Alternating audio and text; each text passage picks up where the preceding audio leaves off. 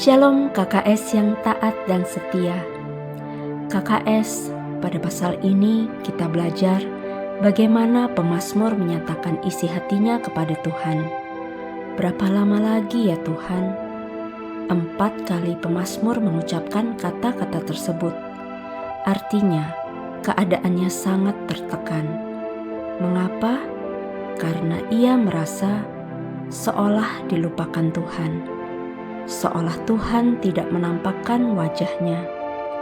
Ditimpa kekhawatiran dan kesedihan karena musuh-musuhnya meninggikan diri.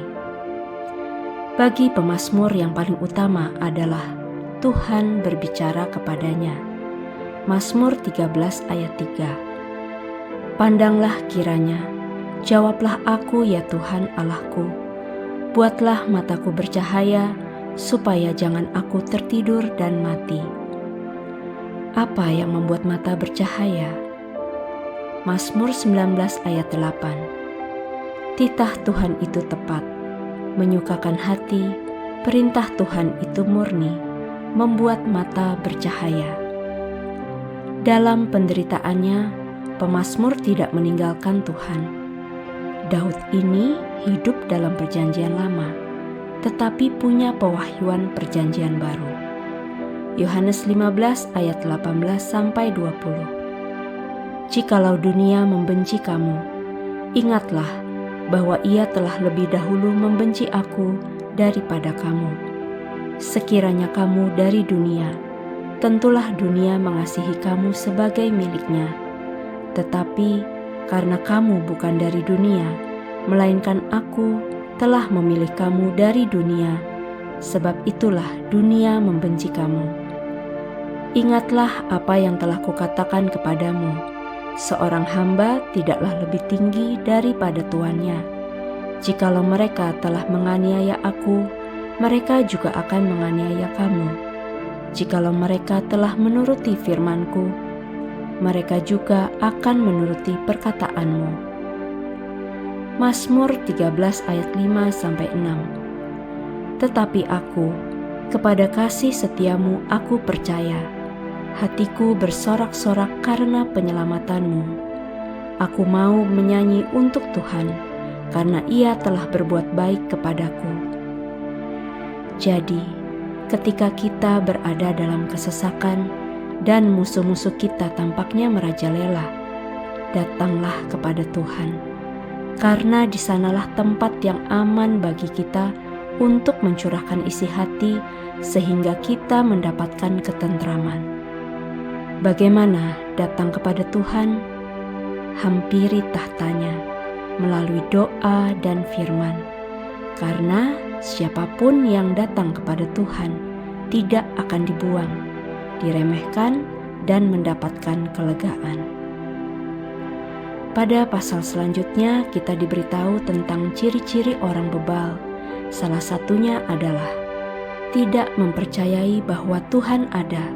Oleh karena itu, perbuatannya busuk dan menjijikkan di ayat 1. Bejat dan tidak berbuat baik di ayat 3. Membunuh orang seperti makan roti di ayat 4. Coba perhatikan sekeliling kita dan apa yang terjadi di tengah-tengah dunia sekarang ini. Semua tertulis dalam kitab Mazmur ini, bahkan di semua kitab Tuhan. Artinya, Tuhan sudah menunjukkan kepada kita hari-hari yang jahat dan bagaimana kita diminta untuk hidup arif dan mengerti kehendak Tuhan. Bagi Daud, Tuhanlah tempat perlindungannya.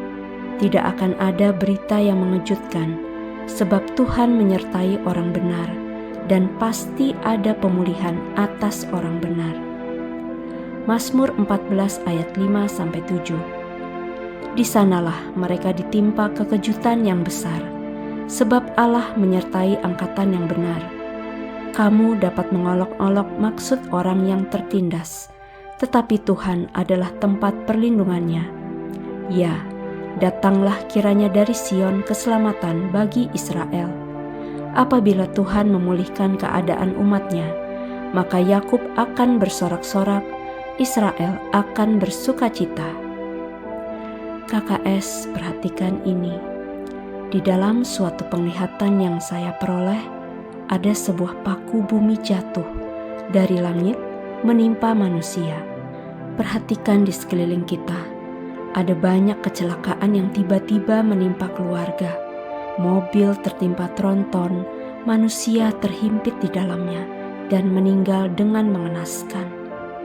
Jadi mari kita berdoa, berjaga-jaga bagi keluarga kita. Berhentilah bersungut-sungut, karena makian dan sungut-sungut membuat doamu menjadi tidak berdampak. Beberapa ditimpa masalah finansial, dan engkau harus menjual aset-asetmu. Jalani dengan ikhlas dan penuh ucapan syukur.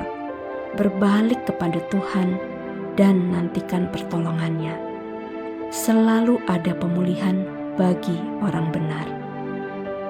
Bagi yang masih di padang gurun, ingatkan dirimu untuk tidak bersungut-sungut.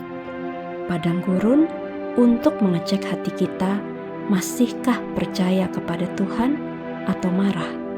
Itu adalah pilihan. Seseorang akan kelihatan watak aslinya saat berada dalam tekanan hidup. Maka KKS, kita semua semakin ditekan dalam tekanan dan penderitaan hidup, maka semakin murni seperti emas supaya mendapatkan pemulihan 2 kali lipat. Semakin bersungut-sungut, semakin buruk keadaan. Hidup itu pilihan. Tuhan tidak bisa memaksa umatnya, tetapi untuk mendapat taman Tuhan, Tuhan sudah memberitahu caranya. Mau mengikuti Tuhan atau mengikuti emosi kita sendiri, itu pilihan. Ulangan 8 ayat 3. Jadi, Ia merendahkan hatimu, membiarkan engkau lapar, dan memberi engkau makan mana yang tidak kau kenal dan yang juga tidak dikenal oleh nenek moyangmu, untuk membuat engkau mengerti bahwa manusia hidup bukan dari roti saja, tetapi manusia hidup dari segala yang diucapkan Tuhan. Pastikan kita bukan orang-orang yang menolak firman, melainkan orang-orang yang menerima penggenapan janji. Amin.